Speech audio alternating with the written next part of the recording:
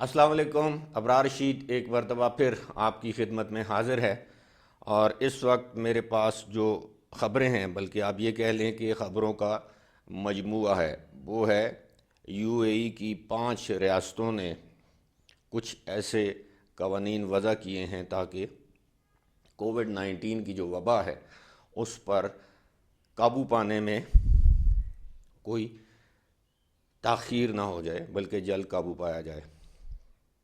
2 ریاستیں ایسی ہیں جنہوں نے فی الحال اس طرح کے قوانین وضع نہیں کیے.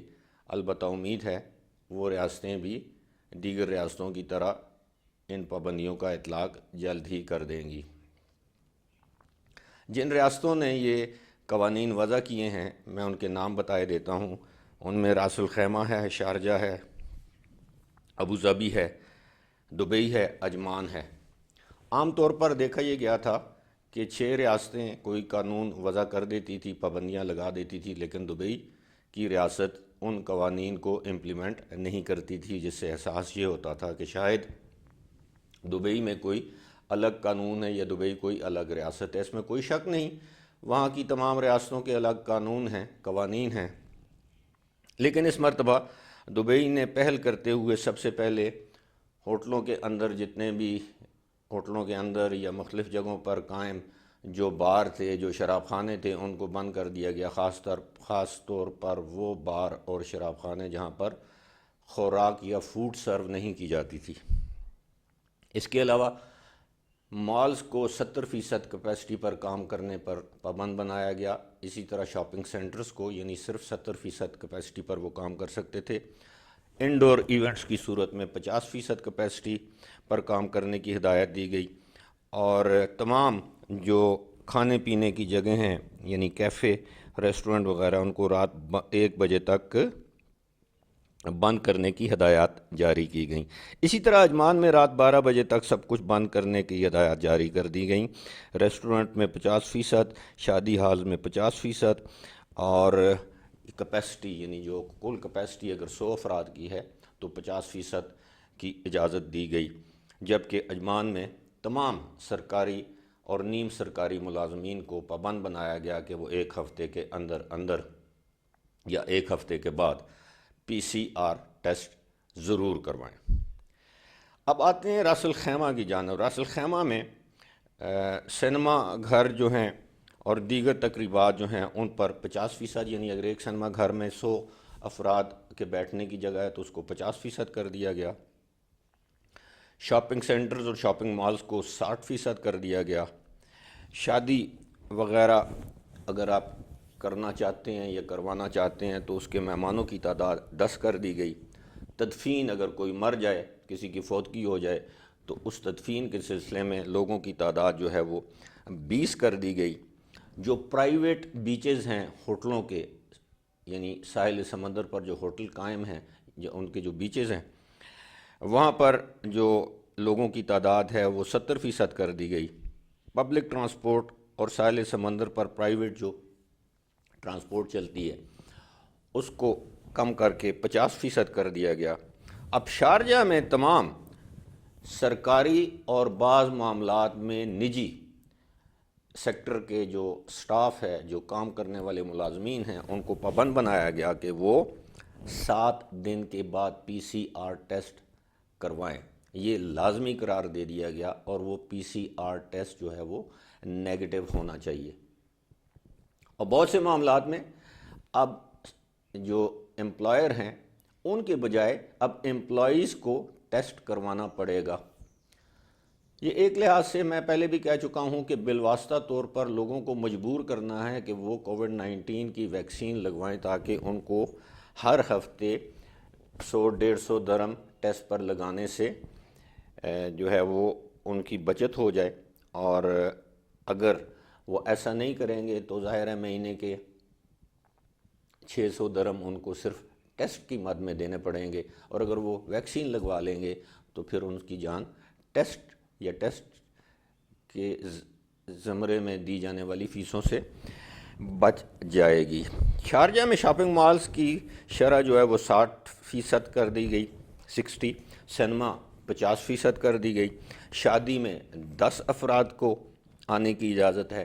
موت کی صورت میں 20 افراد کسی بھی ریسٹورنٹ کی ایک ٹیبل میں 4 افراد سے زیادہ ایک ٹیبل پر نہیں بیٹھ سکتے۔ رات 12 بجے تک تمام ایٹنگ پلیسز، ایٹریز جنہیں کہتے ہیں، ریسٹورنٹس کہتے ہیں، کھانے پینے کی جگہ بند کرنا پڑیں گی۔ اور 7 دن کے بعد ٹیسٹ، جس طرح میں نے پہلے آپ کو بتایا ہے، یہ لازمی ہے۔ اب آ جاتے ہیں ابو ظبی کی جانب۔ ابو ظبی نے اعلان کیا ہے کہ تمام سرکاری اور نیم سرکاری دفاتر میں جو حاضری ہے وہ صرف 30% لوگ دفاتر میں حاضری دیں گے، 70% لوگ اپنے اپنے گھروں میں بیٹھ کر کام کریں گے۔ جن دفاتر میں اس طرح کی سہولت موجود نہیں ہے وہاں وہ شفٹوں میں کام کریں گے، یعنی 30% افراد ایک شفٹ میں کام کریں گے 8 گھنٹے کی، پھر 30% دوسری شفٹ میں، پھر 30% تیسری شفٹ میں۔ یہ وہاں کا قانون ہے ابو ظبی کا، اور میں سمجھتا ہوں کہ اس وقت ابو ظبی میں جو قوانین ہیں وہ تمام ریاستوں کے حوالے سے سب سے مؤثر قوانین ہیں، چاہے وہ PCR ٹیسٹ کے حوالے سے ہوں، چاہے وہ ورک فرام ہوم کے حوالے سے ہوں، چاہے وہ ورک فرام آفس کے حوالے سے ہوں، چاہے وہ دیگر پابندیوں کے حوالے سے ہوں۔ بہترین قوانین جو ہیں وہ اس وقت ابو ظبی کے ہیں۔ بظاہر ہمیں اس میں سختی نظر آتی ہے، لیکن اپنے ریاست، اپنے ملک یا اپنے شہر کے لیے جو کچھ اس وقت ابو ظبی کی اتھارٹیز کر رہی ہیں وہ قابل تقلید ہے۔ اسی طرح ہفتہ وار سرکاری ملازمین کے لیے ہفتہ وار PCR ٹیسٹ کروانا لازمی ہے۔ تمام سینما ہاؤسز کو بند کر دیا گیا ہے ابو ظبی میں، یہ آپ سب جانتے ہیں۔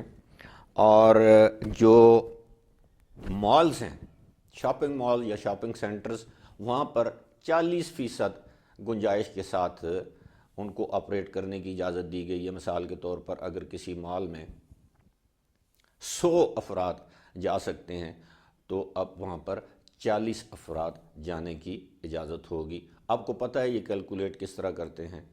جب گاڑیاں کسی مال میں جاتی ہیں اور 100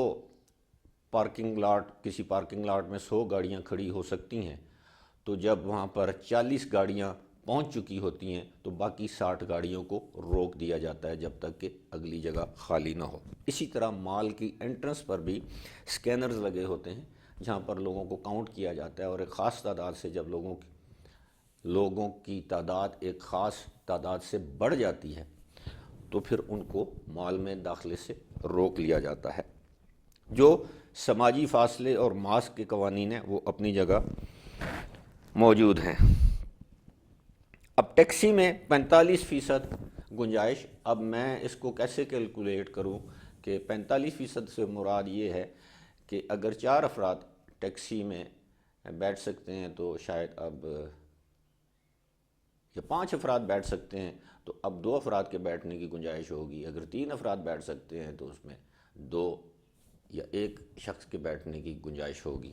البتہ جو پبلک ٹرانسپورٹ ہے اس میں اس طرح کیا گیا ہے کہ 75%، یعنی یہ میں ابو ظبی کی بات کر رہا ہوں، 75%، یعنی ایک بس میں اگر آپ کو میں مثال دے سکتا ہوں کہ 100 افراد کے بیٹھنے کی گنجائش ہے تو اب اس میں صرف 75 افراد بیٹھیں گے۔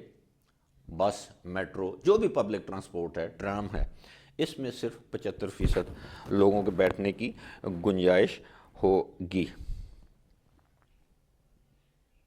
اجمان کا شاید میں نے بتا دیا ہے، رات 12 بجے تک سب کچھ بند ہو جائے گا، ریسٹورنٹس وغیرہ، کھانے پینے کی جگہ۔ 50% شادی ہالز میں گنجائش ہوگی۔ یہ دیگر تقریبات جہاں پر 100 افراد کے بیٹھنے کی گنجائش ہے تو صرف 50% لوگ بیٹھ سکتے ہیں۔ اور ہر 7 دن کے بعد جو ہے وہ آپ کو PCR ٹیسٹ کروانا پڑے گا۔ یہ تو ہے اجمان۔ اور اجمان نے یہ بھی اعلان کر رکھا ہے کہ اجمان نے فیصلہ کیا ہے کہ وہ 14 یعنی آج کی تاریخ سے وہ اسکول میں بچوں کو بھیجنے کے بجائے وہ تمام بچوں کے لیے اس بات کو ممکن بنائے گا کہ وہ گھروں میں بیٹھ کر ای لرننگ کے ذریعے اپنی تعلیم حاصل کریں اور خود کو کسی رسک میں نہ ڈالیں۔ اب دیکھنا یہ ہے کہ فجیرہ اور ام القوین کب ان قوانین کی پاسداری کرتے ہیں، اور یہ بھی دیکھنا ہے کہ یہ قوانین کب تک نافذ العمل رہتے ہیں۔ دوسری جانب میں یہ بھی بتا دوں کہ اس وقت ایئرپورٹس اور ایئر لائن کی صورتحال ایسی ہے کہ اب نہ صرف UAE بلکہ پوری دنیا بھر کی ایئر لائنز آپ کو اتنے بڑے بڑے ڈسکاؤنٹس دے رہی ہیں کہ آپ سوچ نہیں سکتے. نہ صرف ڈسکاؤنٹس بلکہ آپ کو ہوٹلوں میں فری ٹھہرنے کی ترغیب دی جا رہی ہے, آپ کو کمپریہنسو ہیلتھ انشورنس دی جا رہی ہے. میں خاص طور پر ذکر کروں گا ان دنوں ایمریٹس ایئر لائن کی. ایمریٹس ایئر لائن ان دنوں اتنے زیادہ ڈسکاؤنٹ آفر کر رہی ہے, خاص طور پر اپنے ان ممبرز کے لیے جو ان کا اسکائی ورڈز پروگرام ہے, جو اس کے ممبرز ہیں.